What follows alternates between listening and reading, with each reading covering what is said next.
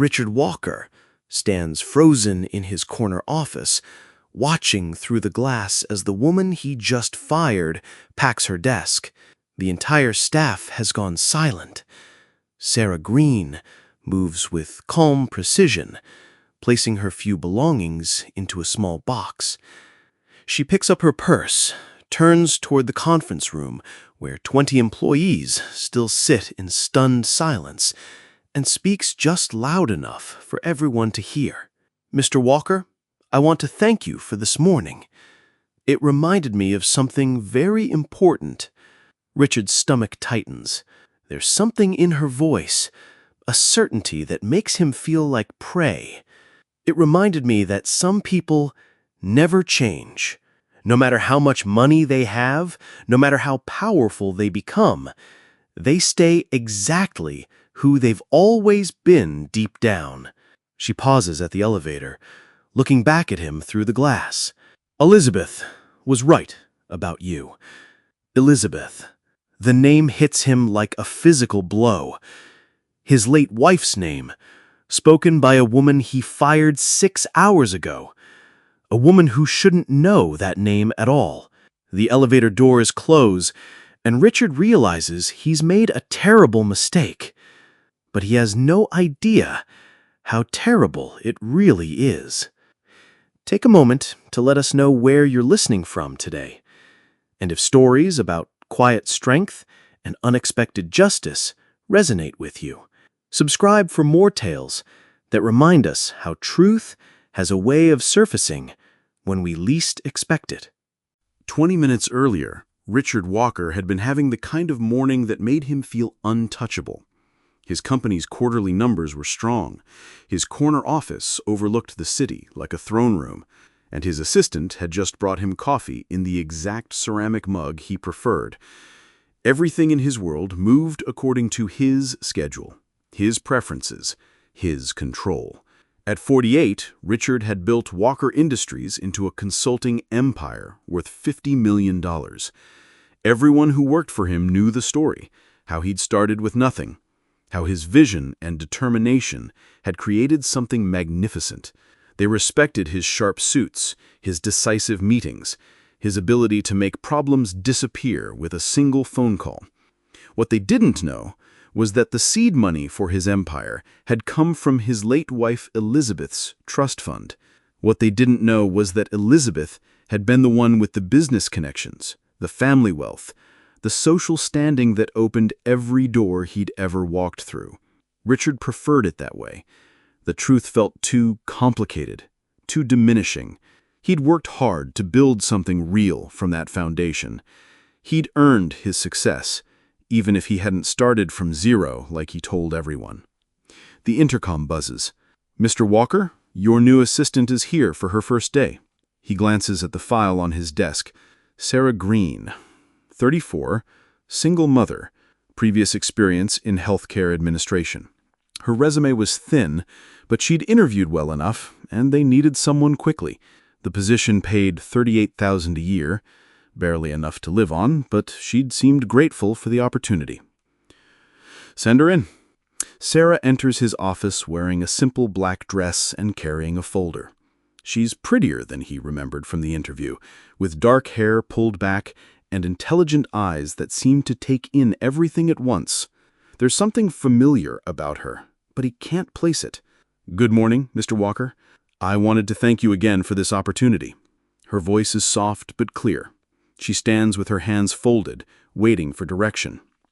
"I like employees who understand hierarchy, who don't assume familiarity or try to charm their way into my inner circle. Miss Greene, I trust you reviewed the employee handbook." "Yes, sir. I understand the expectations." "Good. You'll be working directly with me, which means everything you see and hear in this office stays confidential.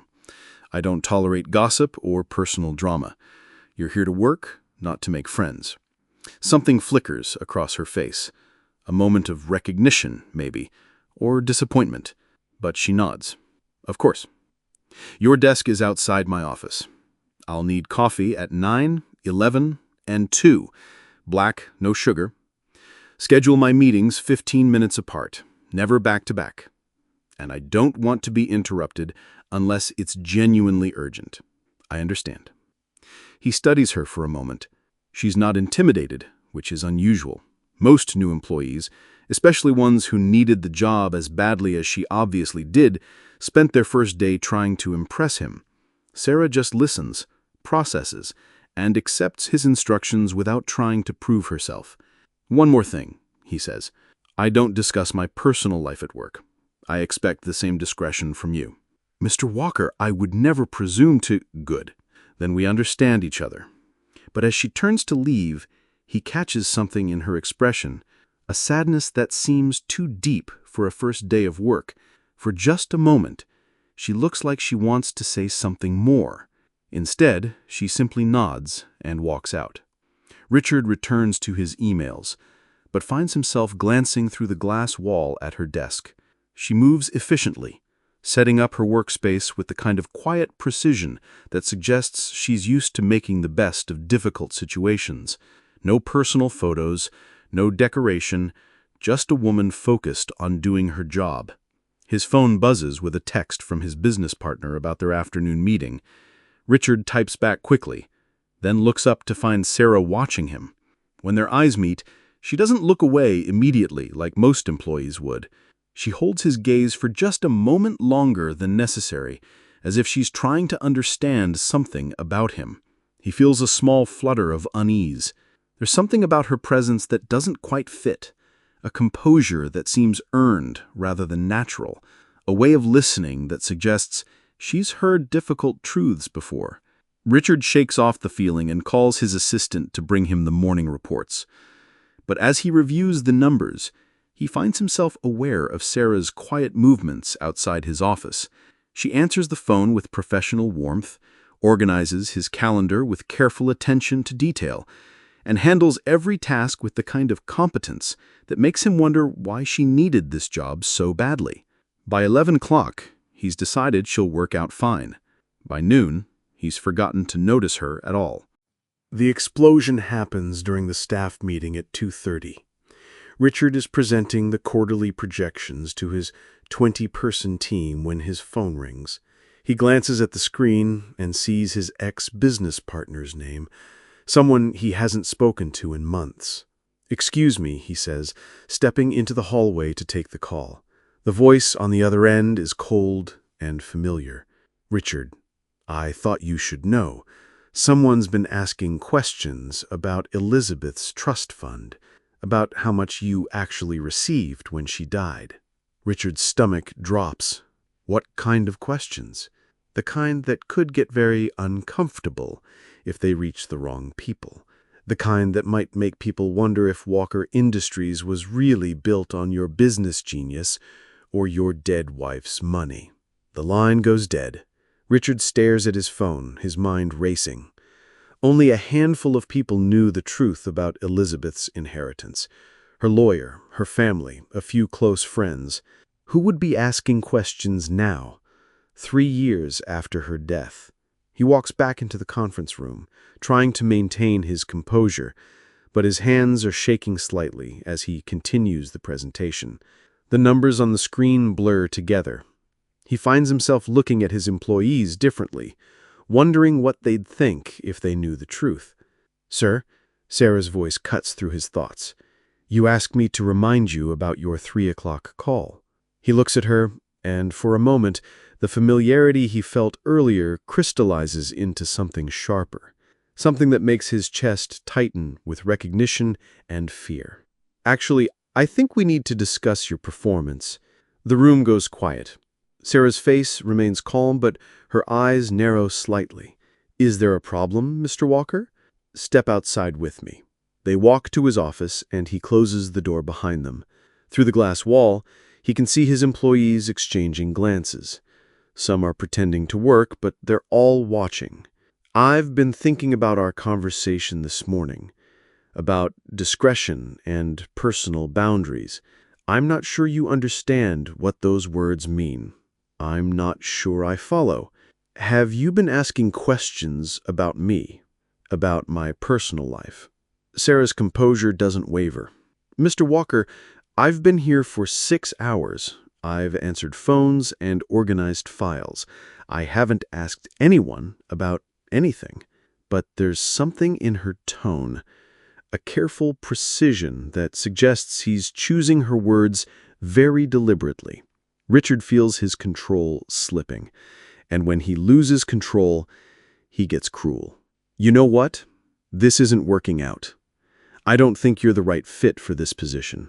You're firing me? I'm making a business decision. Clean out your desk. The words hang in the air between them. Through the glass wall, Richard can see his employees have stopped pretending to work. They're openly watching now, sensing the tension. Sarah doesn't move. She stands perfectly still, studying his face with those intelligent eyes. When she speaks, her voice is soft, but carries perfectly through the silent office. You don't remember me, do you? I don't know what you're talking about. Elizabeth Walker, your wife. I was her caregiver for the last 6 months of her life. The words hit him like a physical blow. Suddenly the familiarity makes sense. Sarah Greene, the woman who had bathed his wife, who had held her hand during chemotherapy, who had been there during those final terrible weeks when he couldn't bear to be in the same room. You sat with her every day, Sarah continues, her voice growing stronger. You held her hand when she couldn't sleep. You listened to her stories about her family, her childhood, her dreams. You were there when she cried about how lonely she felt. Richard's mouth dries up. Sarah, She talked about you, Mr. Walker, about how success had changed you, about how the money had made you forget who you used to be. She said you'd become someone she didn't recognize. The entire office has gone silent. Even through the closed door, Richard knows his employees are hearing every word. Sarah's voice carries with the kind of clarity that comes from months of speaking to someone who's dying. She also talked about her trust fund, about how worried she was that you'd use it to build something empty, something that would make you feel powerful but never make you happy. Richard's face is burning. He can feel 20 pairs of eyes watching him through the glass. His carefully constructed image, the self-made man, the visionary leader, is crumbling in real time. You need to leave, he says, his voice barely above a whisper. I'm going. Sarah picks up her purse with the same quiet dignity she'd shown at Elizabeth's bedside. But before I do, I want you to know something. Elizabeth left me a letter. She wanted me to give it to you if I ever saw you again. She reaches into her purse and pulls out an envelope. His name is written across the front in Elizabeth's careful handwriting. She said to tell you that she hoped you'd remember what it felt like to be human again. She said money couldn't buy that back, but maybe losing it could. Sarah places the envelope on his desk and walks towards the door. She pauses, turns back, and speaks just loud enough for the entire office to hear. She also said you'd never deserve the fortune she left you. I guess she was right about that, too. The elevator doors close behind Sarah, and Richard is left standing in his office holding his dead wife's letter.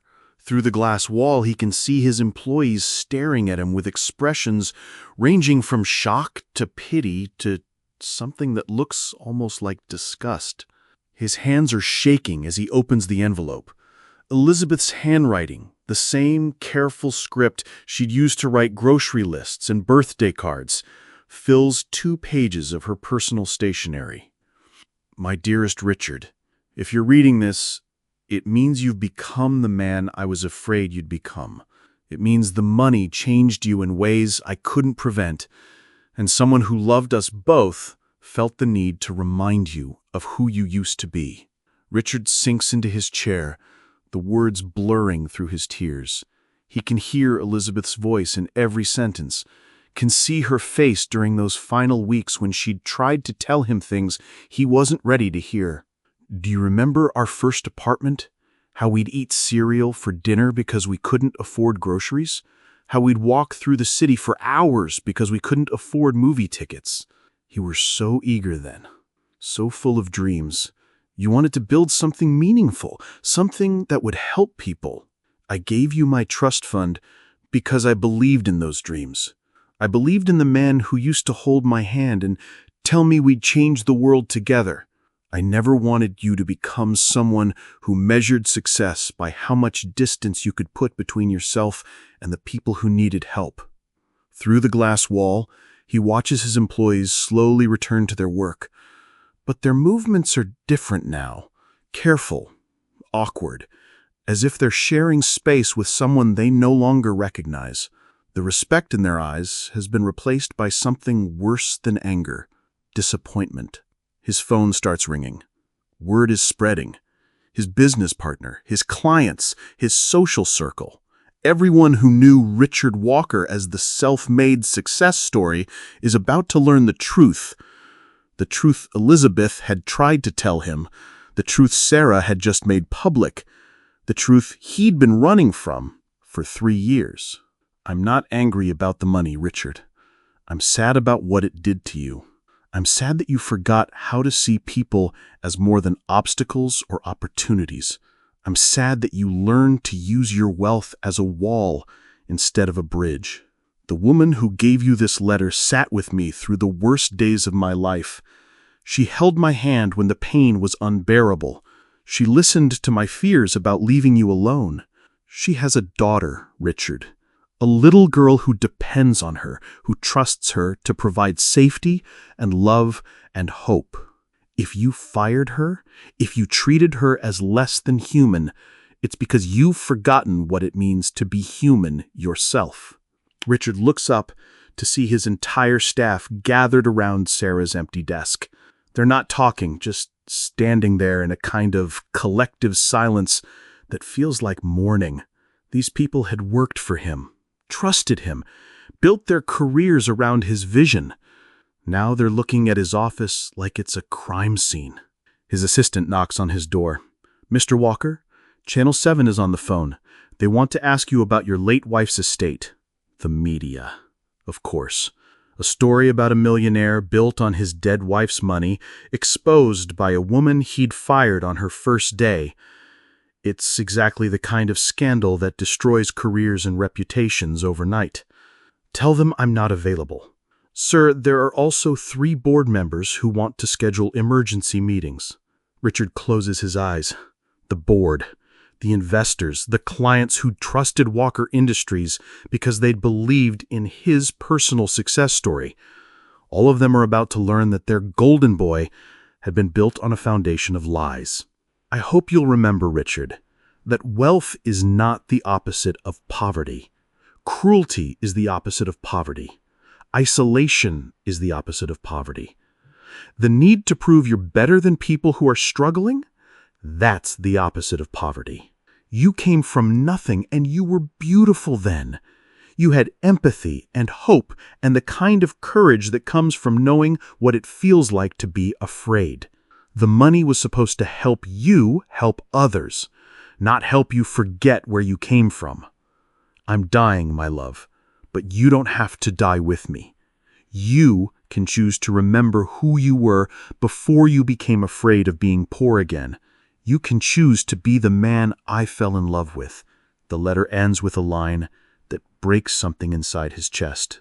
I will always love the boy who wanted to change the world. I hope you can find him again. Richard sets the letter down and looks through his window at the city below. Somewhere out there, Sarah Greene is probably explaining to her daughter why she lost her job today. Somewhere out there, people are sharing the story of how a millionaire CEO got exposed by a single mother who'd cared for his dying wife. The phone rings again, and again, and again. By 5 o'clock, Richard Walker's name is trending on social media. By 6, it's on the evening news. By 7, he's sitting alone in his empty office, watching his empire crumble in real time. The boy who wanted to change the world is buried under 3 years of wealth and arrogance and fear, and Richard isn't sure he knows how to dig him out. 3 weeks later, Richard Walker's world has contracted to the size of his kitchen table. He sits there every morning, drinking coffee from a regular mug, the ceramic one Elizabeth had given him for their 2nd anniversary. the one he'd forgotten existed until he'd started packing up his office. Walker Industries is gone. The board voted him out unanimously after the third client canceled their contract. The media attention had been swift and brutal. Story after story about the fake millionaire who'd built his empire on his dead wife's money and fired the women who'd cared for her. But the media stories weren't the worst part. The worst part was the letter from Elizabeth's family, cutting him off completely. The worst part was his employees' resignation letters, each one professional and cold. The worst part was waking up every morning and remembering that he'd become exactly the kind of person he'd once despised. Richard's phone buzzes with a text from his lawyer about the bankruptcy proceedings. He sets it aside and opens his laptop instead. For the past week, he's been researching Sarah Greene, trying to understand who she really is beyond the few moments that destroyed his life. What he finds makes him feel smaller than he already did. Sarah Greene, single mother, caregiver, woman who'd worked 3 jobs to put herself through nursing school. Woman who'd sat with dozens of dying patients, who'd held hands and listened to final words and helped families say goodbye. Woman who'd been laid off from her healthcare job 6 months ago when the clinic downsized. She'd applied to be his assistant not because she wanted to work in corporate consulting, but because she needed health insurance for her daughter.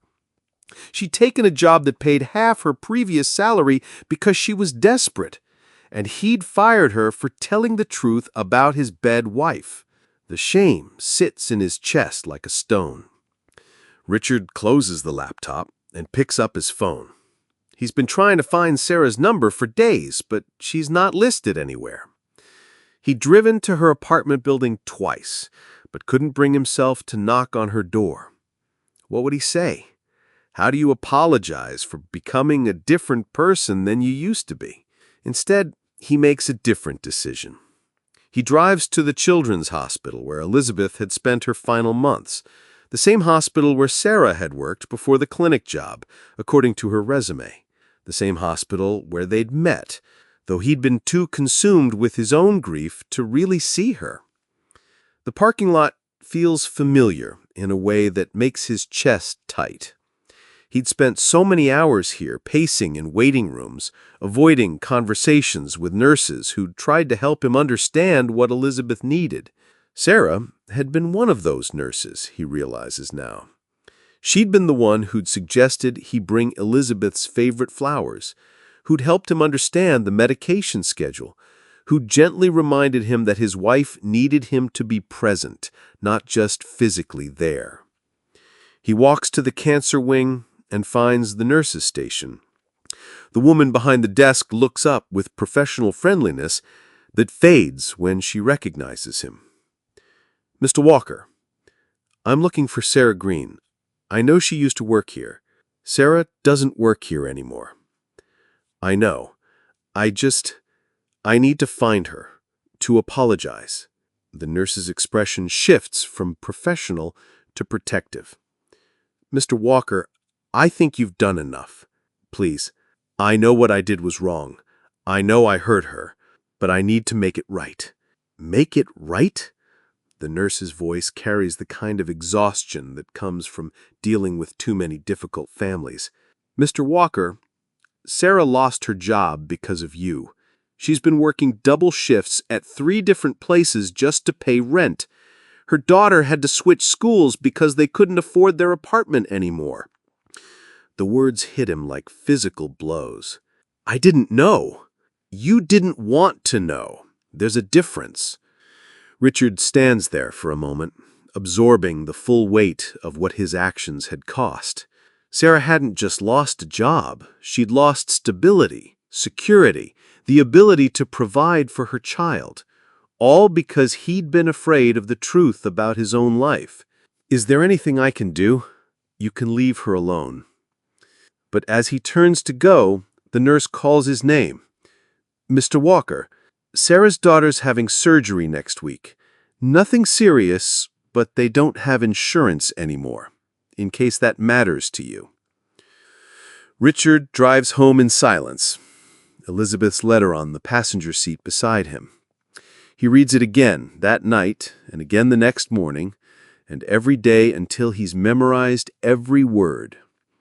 The boy who wanted to change the world feels like a stranger, but maybe strangers can be found again. Maybe it's not too late to become someone Elizabeth would have recognized. Maybe it's not too late to become someone Sarah's daughter won't have to be afraid of. Richard finds Sarah in the children's hospital lobby on a Tuesday morning. She's sitting in one of the uncomfortable plastic chairs, holding a cup of coffee that's probably gone cold. She looks tired in a way that goes deeper than lack of sleep, the kind of exhaustion that comes from carrying too much weight for too long. He approaches slowly, unsure if she'll speak to him or call security. When she looks up and sees him, her expression doesn't change. She just studies his face with the same careful attention she'd shown on her first day at his office. "Sarah." "Mr. Walker." "I heard about your daughter's surgery. I wanted to—" He stops, realizing how hollow his words sound. "I wanted to help." "Help how?" He pulls an envelope from his jacket pocket. "I sold my house, my car, everything I had left after the bankruptcy. I want you to have it." Sarah doesn't reach for the envelope. "I don't want your money. It's not my money. It never was. Elizabeth was right about everything. The money, what it did to me, what I became. I forgot who I used to be. And now you remember?" "I'm trying to." They sit in silence for a moment, watching families move through the lobby. Parents holding hands, children carrying balloons, grandparents offering comfort. The ordinary human drama of love and fear and hope. "Elizabeth talked about you, near the end. She said you used to volunteer at soup kitchens. She said you wanted to be a social worker when you were young." "I did." "What happened?" I considered the question. "I got scared. After she died, I got scared of being poor again, scared of not mattering. I thought if I could just make enough money, I'd never have to feel helpless again. And did it work? No. It made me feel more helpless than ever." Sarah's daughter appears in the doorway, wearing a hospital gown and carrying a stuffed animal. She's about 8, with her mother's intelligent eyes and a shy smile. She approaches cautiously, the way children do when they sense adult tension. "Mom? Hi, baby. How are you feeling?" "Okay. The nurses are really nice." She looks at Richard with curious eyes. "Who's this?" Sarah glances at Richard, then back at her daughter. "This is Mr. Walker.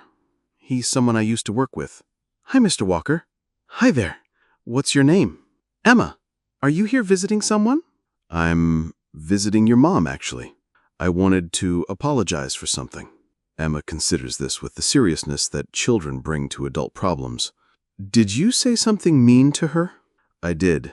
I said some very mean things." "Are you sorry?" "Very sorry." "That's good. Mom says sorry is the most important word." A nurse appears to take Emma back for her pre-surgery prep. Sarah hugs her daughter, whispers something that makes Emma giggle, and watches her disappear down the hallway. She's beautiful. She's everything. "Sarah, I know you don't want my money, but your daughter needs surgery, and you lost your insurance because of me. Please, let me fix this one thing." Sarah looks at the envelope in his hands. "Why does this matter to you?" "Because Elizabeth was right. I used to be someone who helped people. I want to remember what that feels like." "And then what? You'll go back to your life and I'll go back to mine?" "I don't have a life to go back to. I lost everything, and I deserve to lose it. But maybe I can build something different this time, something that would make Elizabeth proud." Sarah takes the envelope, but doesn't open it. "What will you do now?" "I don't know. Start over, I guess. Find a job helping people instead of using them." "The social work thing?" "Maybe. I'm 50 years old, but maybe it's not too late to become who I was supposed to be." They sit together as the morning light shifts through the hospital windows. Not friends exactly, but not enemies either. Two people who'd been connected by loss and pain and the complicated weight of truth. Elizabeth would have liked this. You sitting here, choosing to help instead of choosing to hide. I hope so. She loved you, even at the end. She was disappointed, but she never stopped loving you. Richard nods, not trusting his voice. Outside, the city moves forward without him, full of people who need help and people who can provide it, full of second chances and new beginnings, full of ways to remember how to be human again.